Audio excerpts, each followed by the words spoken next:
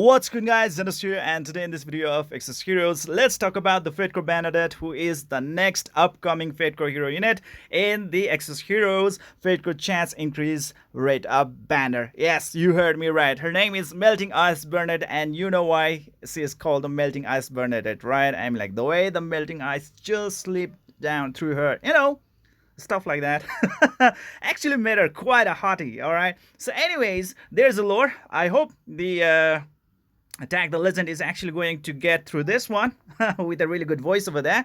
Fatecore Chance Increase Melting Ice Bernadette recruitment period is going to be from August 19th 8 p.m. till August 26th 2020 8 p.m. Alright, main hero is going to be you can recruit hero plus Fatecore with higher probability than the premium recruitment. Alright, the same stuff. And guys, look at this. Her artwork is definitely awesome, and I would be really sad if I could not use her in my daily battles. I'm like, if I could use her on the daily basis, then that would be really great indeed, because like, look at her, she's a hot babe, and I would really love to use her like in any content possible out there. All right, so there we go guys. I mean, she is shiny. All right, so Fatecore Ability right here guys, attack is going to be 57, which I think is pretty average. Defense 30, health is 192, not really that impressive. Pretty bad stat guys. Skill information right over here. Well, mana utilization number 3 effect increases attack based on all allies mana count. So meaning like more the mana count the allies really have, the more damage is going to deal. So that is pretty much kind of basic for any kind of wizard hero unit out there, just like Bat 3.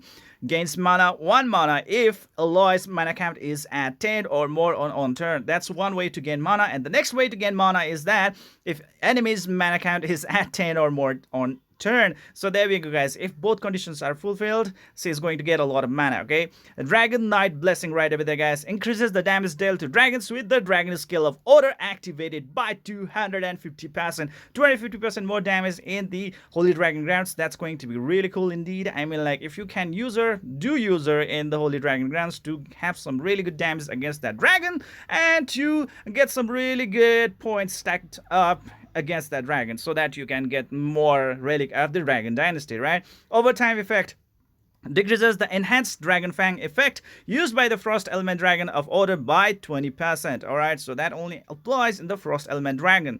So what day is that? I forgot. Maybe Tuesday or Wednesday. Aid Dragon Knight decreases damage from the Raging Breath by 50%. Increases damage reduce effect to the ally with the Dragon Knight Blessing by 20% additional. Okay, so there we go guys. That is the thing that is gonna make her quite essential unit, especially for the Holy Dragon Knight. I'm like, sorry about that.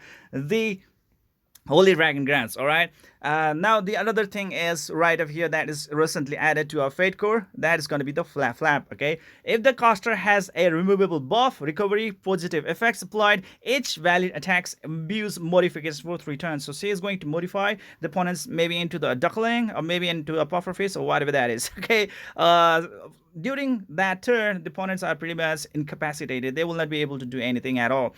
And the next thing is that Summer's Blessing is going to be on effect as well. Guess what guys? Special. When the battle starts, grants frost damage immunity 1 time to all allies, and it can't be stacked. And the buff is that increases the target's attack by 50% for 9 turns when the frost damage immunity effect is removed. I think everybody really knows like what is it really about.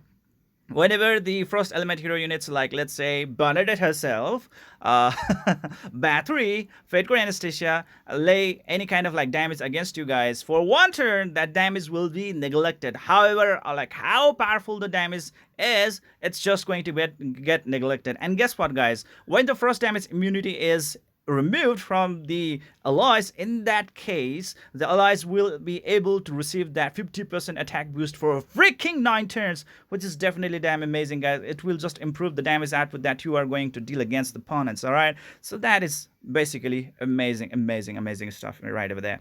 But the thing is that like, she herself being the frost element, will it really help her out? I mean, like, this kind of skill effect is pretty much very prevalent in the current meta, thanks to the Fatecore Iris. And if you're going to use the Fatecore Bernadette, I mean, like, her damage are pretty much going to be countered really easily. Think about it. I mean, let's look into her first active skill, which says Summer Frost Fang. Okay, required mana 1 mana. That is really cool. Just 1 mana requirement. All right. Single target deals 300% damage to one enemy, and that is pretty awesome. I mean, like 300% damage to one enemy is definitely awesome, man.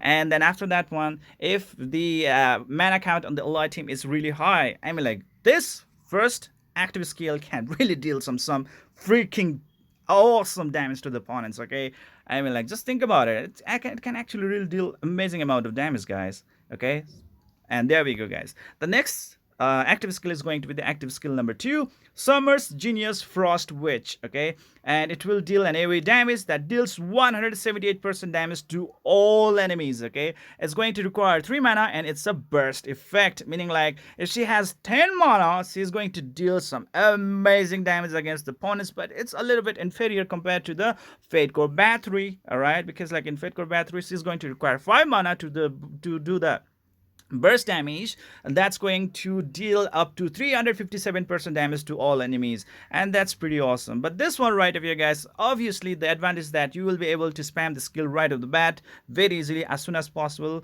because like it only requires 3 mana, but the damage output may not be really that impressive. Okay, and the next thing is that she definitely is not going to be able to use this skill on her first try right off the bat. I'm like, that could be the situation as well. But as a first element, obviously the block effect keeps on happening around very frequently, so she could actually access this skill right away as well. But even if she get access to this second active skill, the amount of damage will not be really that enough to knock out the opponents. Okay, and that can be quite counterproductive, because if you cannot really deal like fatal type of damage against opponents, they can pretty much retaliate really fast, especially if they have Dragon Blood hero units, like let's say Fatecore Rera or Fatecore Jeon. In that case, man, things can get really tough, and especially if you have Shofraken in your team and the opponents are just like they are just hanging right near the 10% of their max HP, the Dragon Blood stacks can really build up pretty fast as well. So it's a little bit of great risk that you would definitely not want to take. But on top of that one, our Bernadette is of the Frost element. Okay, and that is another issue right over there, guys, because thanks to this summer blessing that is pretty much prevalent in the current meta, even the battery herself is having a great tough time in order to deal any kind of damage at all against the opponents. And we have this another hero right over here called the Fatecore Bernadette, who is also a frost element, and she definitely is going to suffer a lot while she's trying to deal some amazing damage against the opponents. So that is another problem right over here, guys, ladies and gentlemen, that she might not actually get a really good clap, or let's say a really good encore, or a really good you know like honorary mention right over here, guys. So that is it, guys. Okay, percussions.